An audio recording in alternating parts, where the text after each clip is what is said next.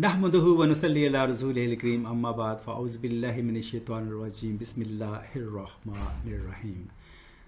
This is our second video on Quran word series. The first video was, if you remember, was quite a long time ago, and I have brought a few more words to discuss today. All these three words are in Quran. We can say the topic our talk today is whatever gives the meaning of to set free. So to set free, that is the general meaning of these three words: tahrir, talaq, tasrih. And if we fully vocalize, tahrirun, talaqun, tasrihun. As we know, vast majority of Arabic words have three alphabet root, and the root of the first word is ha ra ra, the second word is twa lam kaf, and the third word is sin ra ha.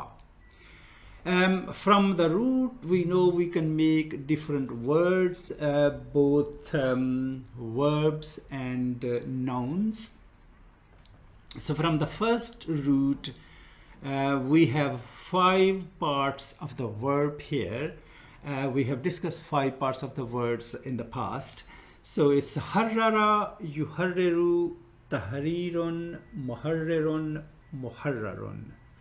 So harrara is past, yuharriru is mudare, which covers both present and future, so that madi, that's mudare.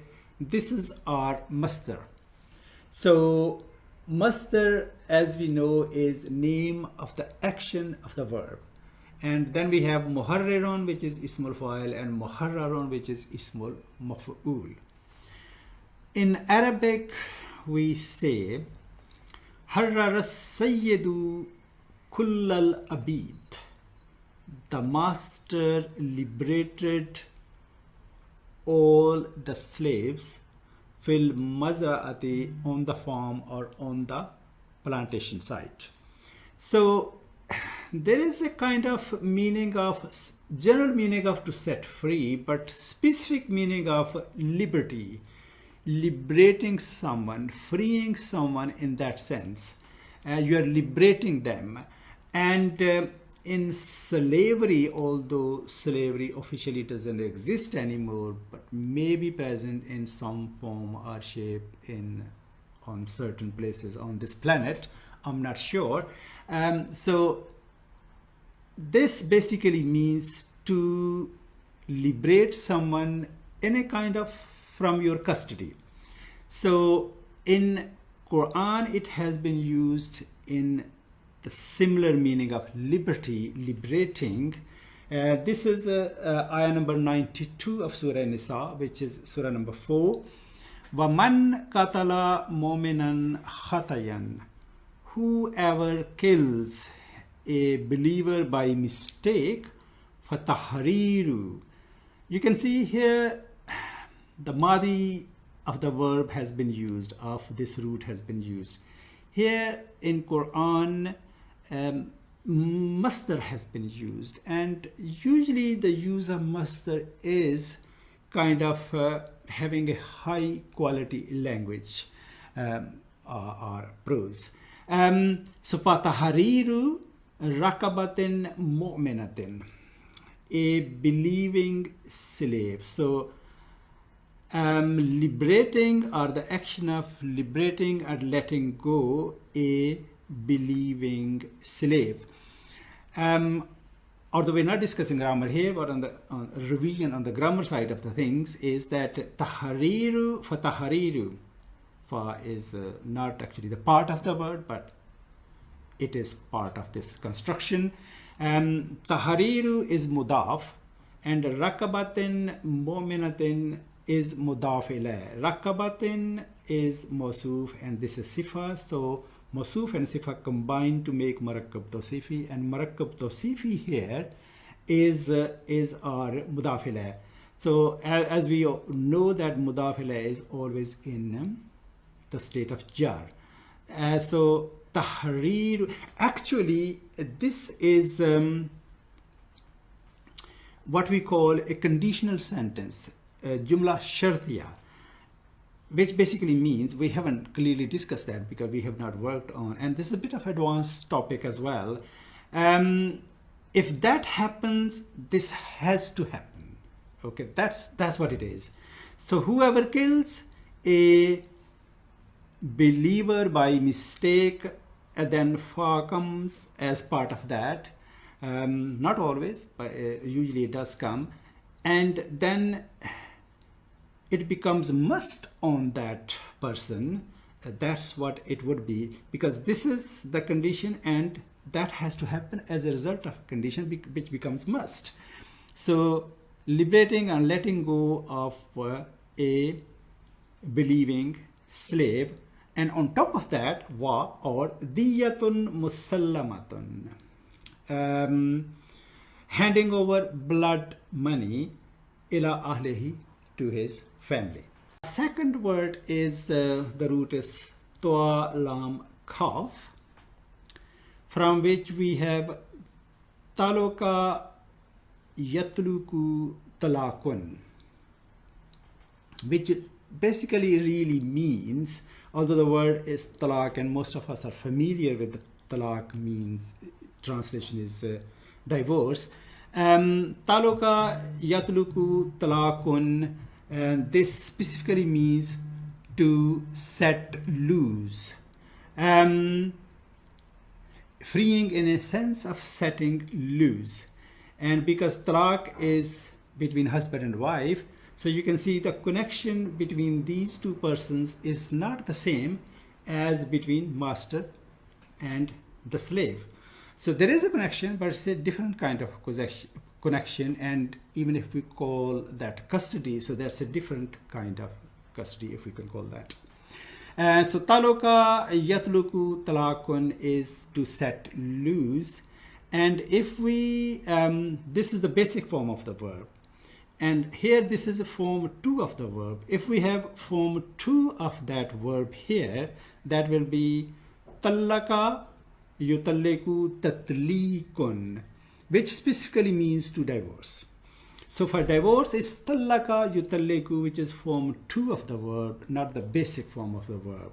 So in Arabic, one can say bada an tazawwaja bisanataini, after have been married for 2 years, or you can say after he had been married for 2 years, tallaka zawjatu, he divorced his wife zaiman, claiming, alleging or claiming, annahuma ghairu mutafahimin, that they were incompatible or they were not compatible.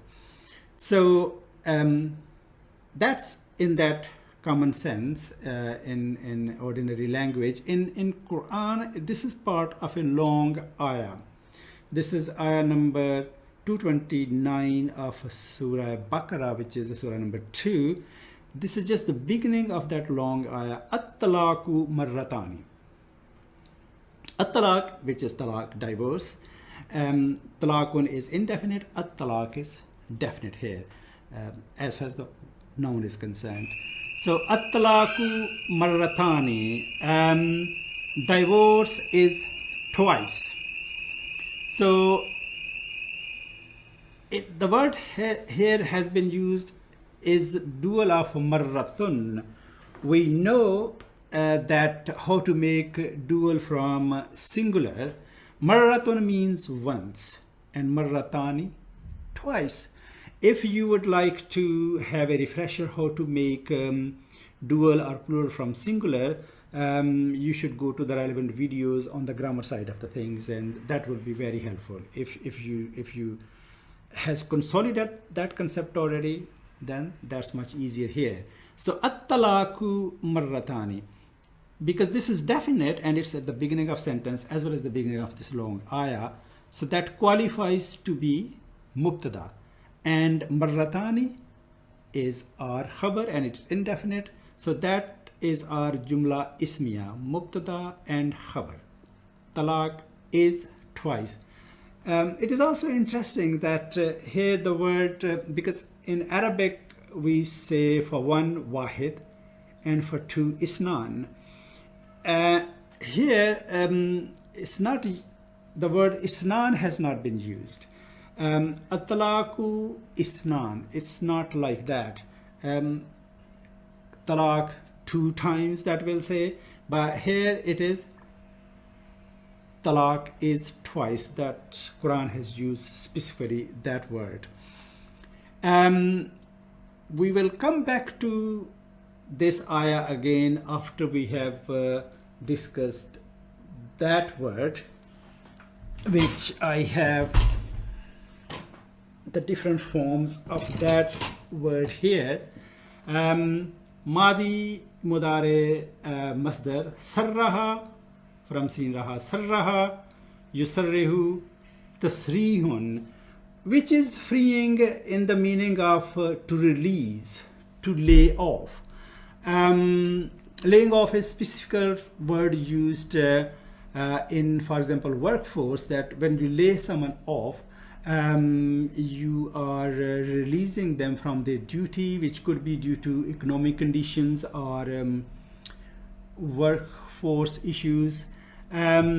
So that already means to release, letting go in that fashion, in that meaning. In Arabic, we can say yusarrihul jayshu, army released or dismissed or dismisses. This is because this is muzare. Army dismisses kulla man tantahi, whoever has reached the end of muddatu khidmatihi, their service term. So army releases all those who have tantahi, intaha, which means end. Intaha is a very common word used in Urdu as well. Who has come to the end of their service term. So army dismisses them, releases them from the force. And it has been used, the same root has been used in Quran. This is ayah 6 of surah 16. Walakum fiha jamalun, for you, fiha, in them, which is referring to cattle. There is a beauty, or there is enjoyment of beauty. Jamal means beauty. Hina turihuna, when you bring them back to kind of rest in your home at their place. Wahina tasrahuna, and when you let them go, release them to go out to pasture in the open fields. So that letting them go out to pasture in the open field, that's kind of freeing, and then bringing them back. And if we go back to that ayah number 229 of Surah Baqarah, the next bit is this, and there's quite a lot after that as well. At-talaku marratani, talaq is, divorce is twice, fa imsakum bima'aruf. And after that, when that has happened, after the first and the second talaq, fa imsakum bima'aruf, either you hold on to them in good fellowship, so to say, or tasrihum bi ihsan, or you send them away in kindness, which basically means not really kicking them out. So that's one thing. And second is that in the after first and second divorce, it appears that separation is important, but because that's what it is in here in the word in Twa Lam Kaf, but it's not definite that they should be sent away. So that's probably is, well, that's definitely is in this part of the ayah, that after first and second divorce, it is not must that the women should be sent away. Subhanakallahumma wa bihamdika ashhadu an la ilaha illa anta astaghfiruka wa atubu ilayk.